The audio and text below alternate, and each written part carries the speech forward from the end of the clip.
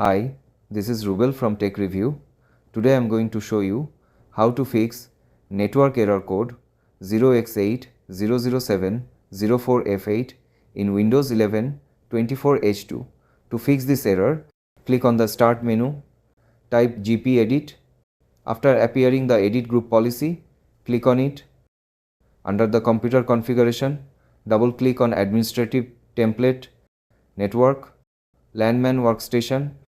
On right side, double-click on Enable Secure Guest Logons. Click on Enable, click on Apply and OK. Now close the Group Policy Editor. Click on the Start menu and type Local Security Policy. After appearing the Local Security Policy, click on it. Double-click on Local Policies, Security Options. On the right side, double-click on Microsoft Network Client, Digitally Signed Communications. Always select Disable. Click on Apply and OK.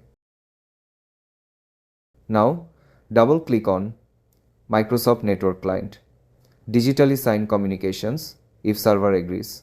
Select Disable, Apply and OK. Now close the window and restart the computer.